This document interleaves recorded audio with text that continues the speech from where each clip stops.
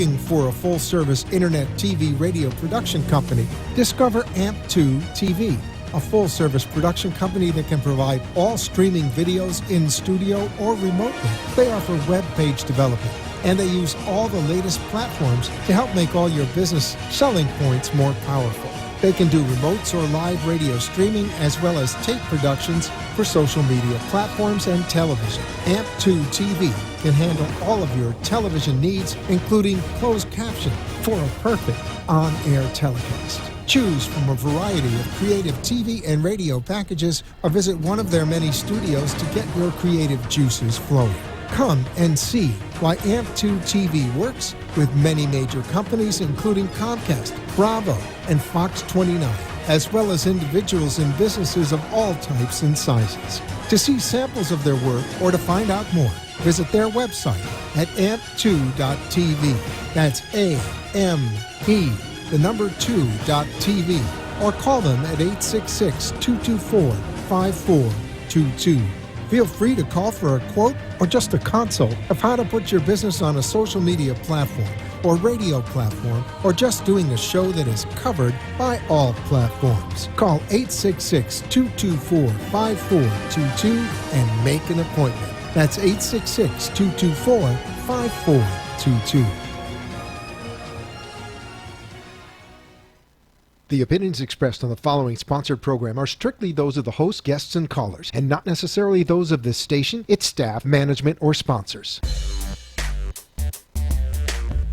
AMP2.tv presents Tell Us Your Business, where you're invited on the air to tell us what makes your business stand out in the community. It's important we hear from you to tell us all we need to know about what you do best. Tell Us Your Business uses the latest radio and television production systems, and all shows can be seen on amp2.tv. If you have a question for our guest, call 888-565-1470. Now, let's get ready as our guest hits the airwaves and informs us about what we need to know on Tell Us Your Business. Hello, this is Li Zheng, licensed acupuncturist and herbalist. Today, I am your host for the next half an hour, and I like to talk about something about acid reflux because our gut is very important. We have to improve our digestion, and so that we can absorb the nutrients better. So that way, we can keep immune function, nervous system all in a healthy condition. And anti-acid medication has been used by so many people, and there are so many side effects. I like to talk about how we can use other way to get rid of acid reflux. And first, I want to talk about what causes acid reflux. So the first thing is you have this lower esophageal sphincter, the muscle around your esophagus and the stomach, and that has to open and close at the right time. So when you eat, it's open. When you stop eating, it closes so that the food can be digested in the stomach gradually and pushed down to the intestine. So when you eat a lot of greasy food, the proteins, naturally, your stomach produces more acid, which is normal. But if you eat the greasy food and at the same time you drink a lot of bubbling water, soda, and then you increase the stomach pressure, and then this sphincter will open up, then the food and acid come up.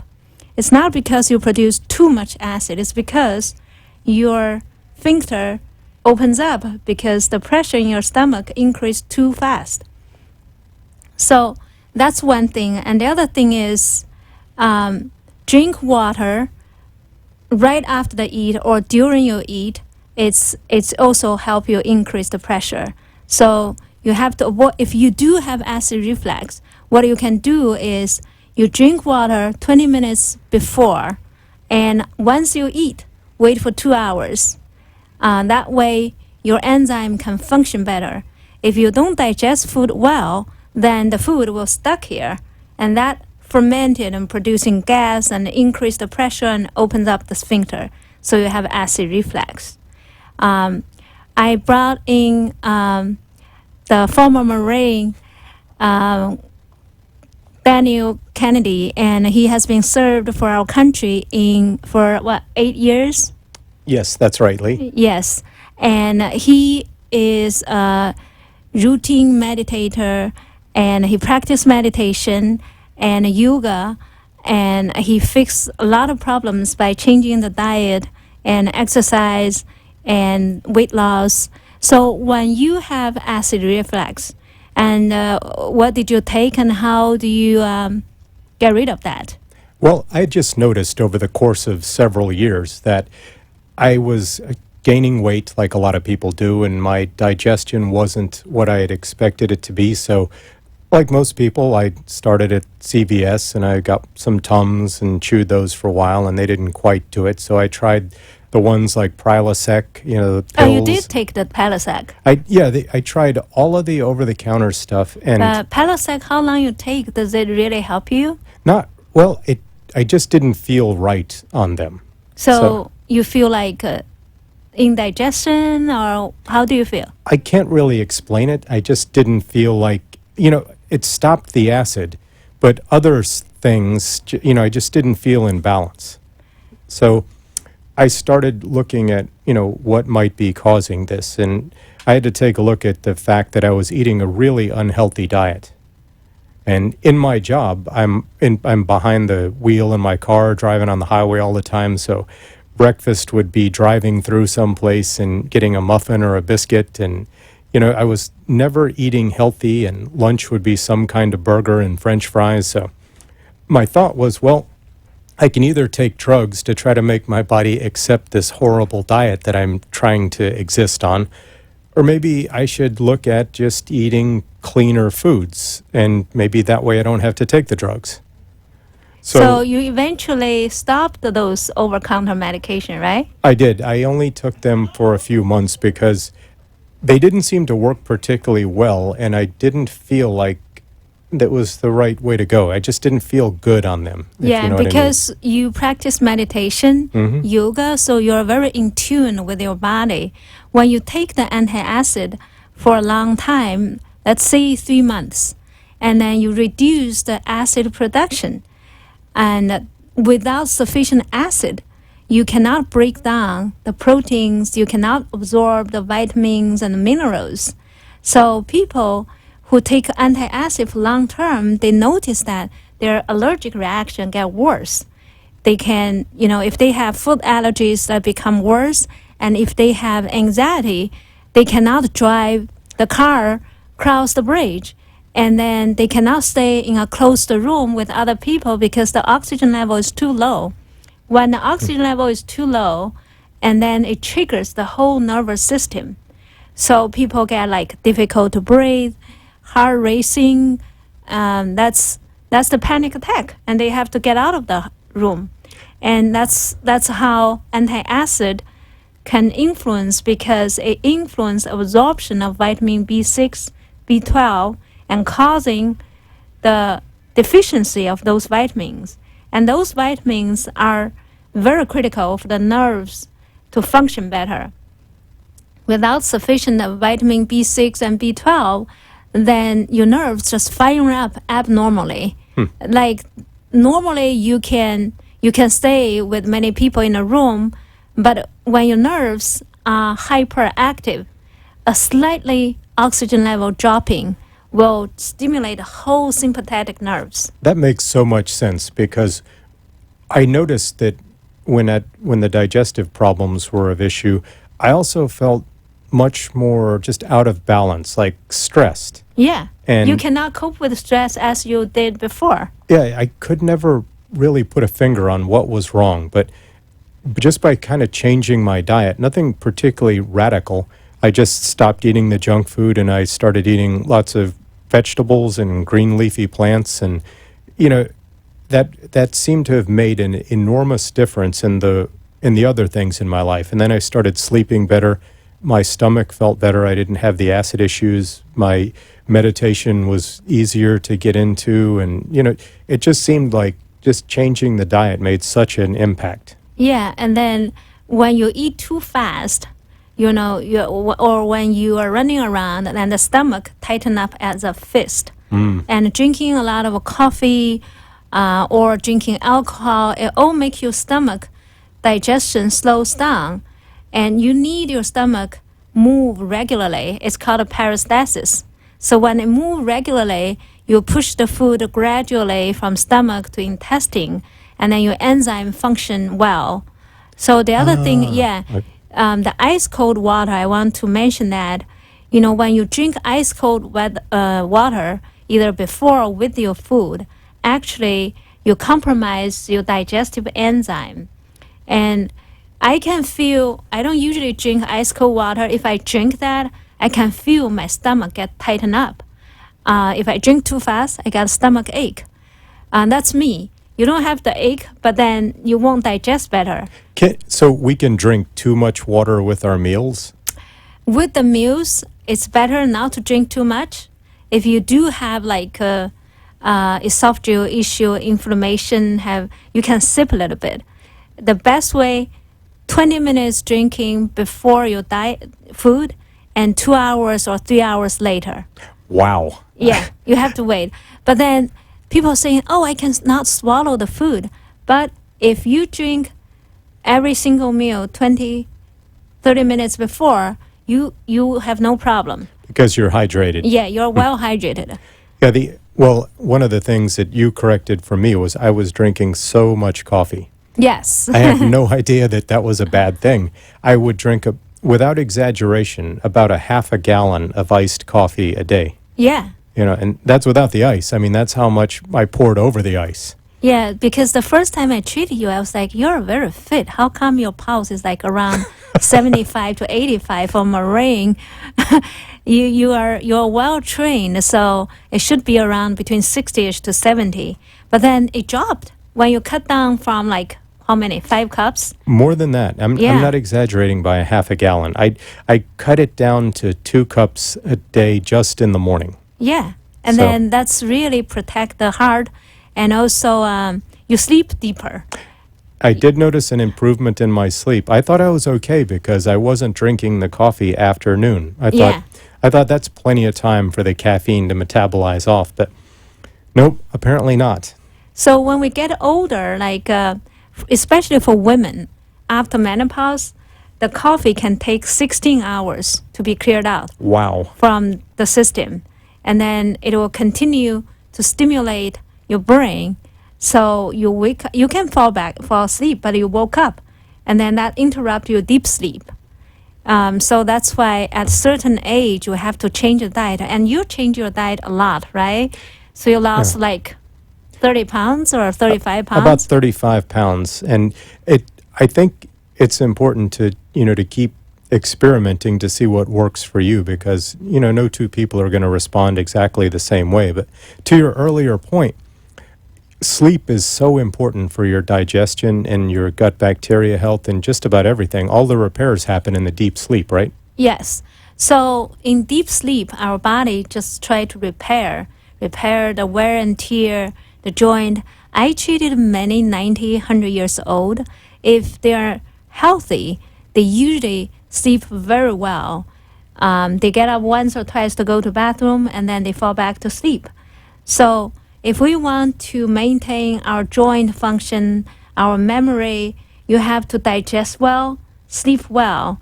So taking antacid for a long time, you just develop allergy, anemia, hyperactive nervous system. You see the healthy 90 years old, they're not hyperactive. They're very relaxed, right? That makes so much sense. Well, how much sleep is enough? Because as we've discussed, I never sleep more than about 5 or 6 hours a night. And it doesn't matter if I go to sleep at 11 o'clock, I'll wake up at 4:30 or 5. If I go to sleep at midnight, I wake up at 5:30 or 6. It's like some kind of internal bell goes off in my brain, and I just wake up with no tiredness whatsoever. I think according to the recent scientific research, 6 to 8 hour non-interrupted sleep. And the other judgment is like when during the day you don't feel tired, you don't need to take a nap, and that's a good sufficient sleep. And I have a Chinese guy. He was a businessman in Hong Kong. He lived up to 106, and he died in his sleep. He donated money to my medical college. He only sleep 5 hours, but he take 1 hour nap. So he was able to live up to 106. So I would think 6 to 8 hours non-interrupted.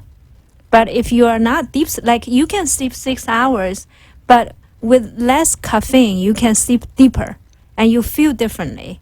So I'm trying to dial the caffeine even further down, but it's a challenge because, for decades I've used, caffeine has just been coffee or tea in the morning have been my go-to way to wake up. yeah, I think, keep 1 or 2 cups would be better, would be good. Like me, if I get rid of my green tea or black tea, I probably can sleep a little bit deeper. But, I feel unhappy without my tea. So we have to balance, right? Indeed. It seems like a lot of times when you're trying to start a journey on health, that the solution is to get rid of everything that's tasty or fun. Yes. So we have to balance. Yes, but it's possible if I think your palate has to relearn the appreciation of what real food tastes like. Yes. And the thing with coffee and tea, I like to emphasize that coffee actually stimulates your insulin release. So when your insulin level goes up, you actually don't burn calories. You transfer the calorie into the cells. So your blood sugar drop. But for tea drinker, the tea slows down the digestion. So if you have the acid reflux, don't drink tea while you're eating. Wait. I usually drink my tea in the morning with my empty stomach. That's my way. That totally makes so much sense because normally I would drink a gigantic glass of iced tea with whatever I was eating. That was just my go-to drink. Yeah. And I think you right now, because you're young, you're active, so you still can take that fluid. But when you get to certain age, 50, 60 years old, then your stomach enzyme not functioning as well as before. So if I drink and eat, I'll feel bloated. And then if I eat more like a greasy food, a little bit of butter, it triggers the acid reflux. Like the other day, I eat tomatoes, raw tomatoes, which can triggers, and I drink my green tea, and I eat a little bit too much with the butter, and that brings up the acid reflux. So I know how to deal with that. So I had that experiences. So I just don't drink anything after I eat, and I keep walking. And after 4 or 5 hours, it started to move down, and then I can drink a little bit. Well, when you're seeing patients in your practice, if I came to you for acid reflux, do you prescribe a diet or do you treat it strictly from the standpoint of the acupuncture? I think I emphasize the diet first, because if you only rely on acupuncture, you have to come 3-4 times a week, doing for a long time. And most people don't have the money and the time to do that. So what acupuncture do is it helping enhance the peristalsis.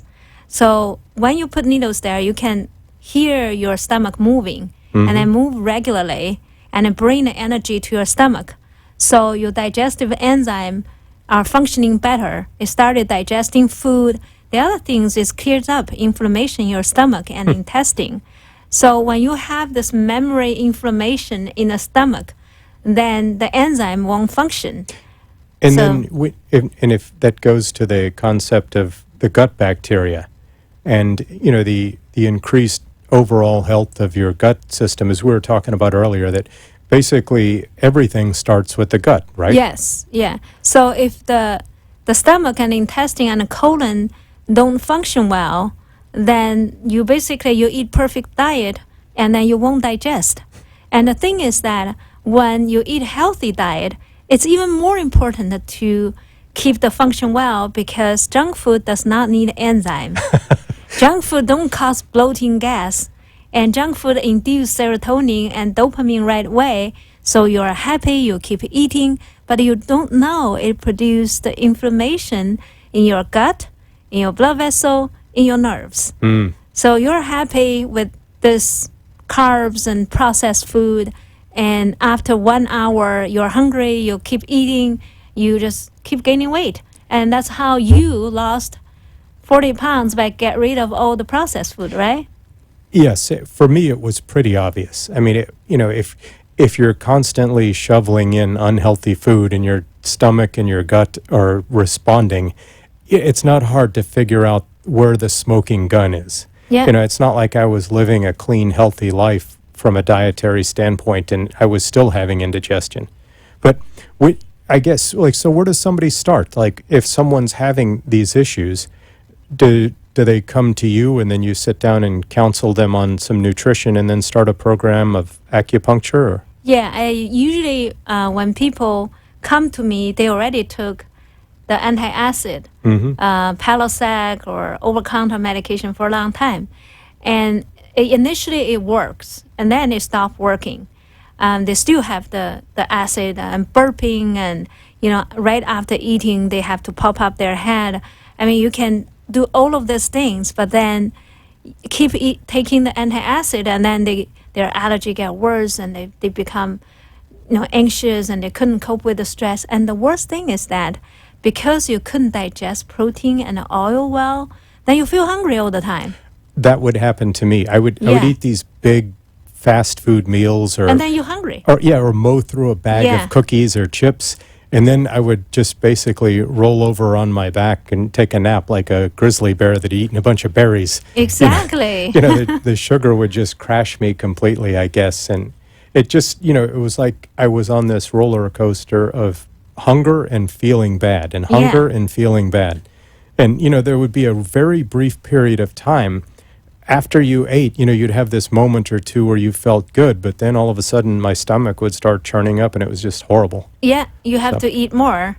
And then that's how people reach 300 pounds. And if you eat the healthy diet, like you started your healthy diet in January, and you don't want to lose weight. You just lost weight like easily, right? Yeah, I had no intention of losing weight. Yeah, how many pounds you drop?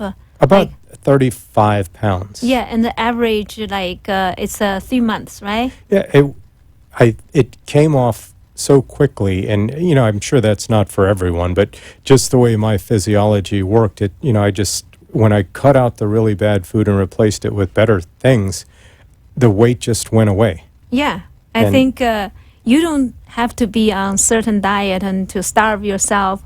I have patients coming, and then they have like a mild diet, they will be on the program, and then they will lose I don't know how many pounds per week. And then by losing so fast, your fat cells release so much toxin in your bloodstream. And also when you lose fat, you also lose muscles. And those people end up in ER because they develop suddenly the back pain and intolerable back pain because the muscle becomes so weak. So I think slowly changing the diet like to lose weight gradually, you will feel better. And it's funny, I was never hungry. I think, you can't eat enough lettuce and salads and things like that to gain weight. What I found was that I replaced the stuff that I craved with healthier alternatives. Like I love chips and crunchy things, so I would have nuts around, and if I wanted something salty and crunchy, I would eat some pistachios or some something else, or celery sticks. It would give you that kind of crunchy mouth sensation. But I think it's really you have to be willing to go through the process of relearning what to eat and how to be satisfied with something different. That's right. Yeah. So it takes 2 weeks to retrain the taste bud and retrain your brain center to enjoy the real food, right? So during these 2 to 3 weeks, if you are open-minded, you can start practicing meditation like Mr. Kennedy did, and also combining acupuncture, acupressure, or yoga. And those things will induce other happy hormones, like induce serotonin, endorphin. So you don't need junk food because when you go through changes, you change the diet, and then your body is under stress. So you have to cope with the stress. And how to cope with the stress? Meditation, acupuncture, exercise, all of this combined help you to overcome the stress for the next 2-3 weeks. And then you start losing weight, you sleep better, you have more energy. There is no substitute to feeling better. Yes. I mean, but the first week or two certainly is challenging because you're relearning behavior. Exactly. And, the brain wants, give me cookies. Yes. That's my go-to move when I would be stressed or hungry is I would go to the store and buy Oreos. And like a serving for me would be an entire strip of Oreos. And, it seems like you can't eat enough junk food to ever be satisfied. Exactly. You always think, well, maybe one more cookie and I'll feel amazing. Yes, But that's right. there aren't enough cookies in the bag. Yes, yes. So I think if it's very, very difficult to get rid of processed food, you can substitute with something. Like when your brain was thinking about candies, and you can substitute with dark chocolate. And then when you think about cookies, maybe eat some sweet fruit. And the fruit can also satisfy our taste bud, especially like sweet things, like grapes. Those are natural fructose. It's combined with fibers. So absorption is much, much slower. And I haven't heard anybody, not so many people, get diabetes because they eat too much fruit, right? Because there's a fiber. But when you rip off the fiber, then you absorb too fast and your blood Indeed. sugar goes up. Yes, and you're so right. At least what I experienced was that, I think it's a mindset too. You really have to be willing to do the work. Yes. Because it's easy to keep doing what you've been doing for the past 10, 15, 20 years, but to kind of look at it from a different perspective and go, I've never been a salad guy, but I'm going to start eating salads. And after about 2 or 3 weeks, I would have moments where I was like, I'm kind of in the mood to eat a salad. And I was so kind of perplexed by that because I never, ever liked salads. But your brain gets used to what it experiences. So, and after working my way through them, I would always feel better. I felt like I'd actually given my body what it needed instead of just committing another, horrific act against my digestive system and my overall health by going to some burger place and eating a bag full of, French fries and burgers. So, yeah, I really think what you're doing is important. And, I've so benefited from the treatments you've given me. Yeah, when I treat you, I find because you're meditating so regularly, and it's so easy to smooth your energy flow. So the first couple of treatment, when we didn't mention the coffee, and then you didn't fall asleep, you're relaxed, but your heart rate is still fast. But then you cut back from 5-6 cups to 2 cups. And then it's easy to fall asleep, right? It's not, falling asleep is not important. It's how your heart rate slows down, how your breathing slows down. Everything slows down. So that's helping the body to rejuvenate. Well, you're certainly good at what you do. I've never left your office without feeling like it was worth the effort. Thank you. Thank you for joining me.